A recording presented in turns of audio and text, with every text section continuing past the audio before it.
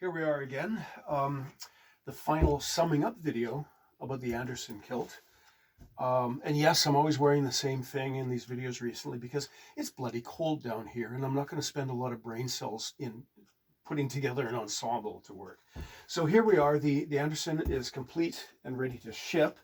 There was quite a bit of conversation with the client because it is a very, very busy tartan, and we showed him all of the pleating choices, and I think his choice to pleat it to the yellow stripe is inspired because it creates a very strong but also a very pleasing contrast between the tartan, the set across the apron, and the busyness across the back. And it's additionally, I think it's going to be additionally striking when he walks, because as he walks, when this pleat splay, we're going to get a pleasing sort of, I won't say minimalist, but a pleasing neutral contrast, a less busy contrast as the pleats walk, and you get this burst of blue across the bottom. I think that's going to look very sharp indeed.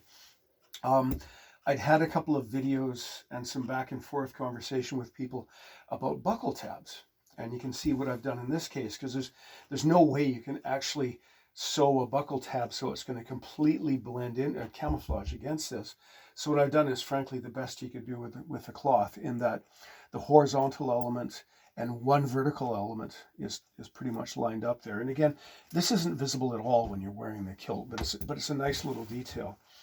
Now, because this customer is in California, he can't just pop in for a final fitting or a fitting halfway through. So I've sewn the inner apron strap in accordance with the measurements, but sometimes numbers lie. Numbers don't completely conform to reality. So I'm saying right now, just to the client, if you put the kilt on and the strap on the left hip bottoms out against the buttonhole, if it comes through the hole and bottoms out against this sewing, it's simply not tight enough. That may occur in the future as this stretches and shapes itself to you. So if that's the case, it's a relatively easy thing to snip this sewing here, which is done in black linen thread. It's all natural thread here, and move it back forward an inch. But it should, from my measurements, the buckle should buckle up about there. And you'll see elsewhere in my videos about how to put the thing on, how to store it, and what to expect when you see it in the mail. So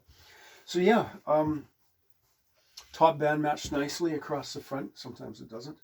There's something else I do, change my procedures a little bit these days. It used to be kind of a ritual thing for me to completely finish sewing the kilt, and then the last act was to tease out the yarns on the fringed edge. I now do that earlier in the process, that when I press the kilt, this gets soaked with water and then pressed so that the yarns sort of expand and fluff up, as you see here. It's yeah, it's just a nice little detail. Inside, a blue cotton flannelette lining. Again, my preference, because it wicks better. It's not quite so hot across the back as silk or satin. And the texture will help keep your shirt tucked in. And of course, my label on the inside apron.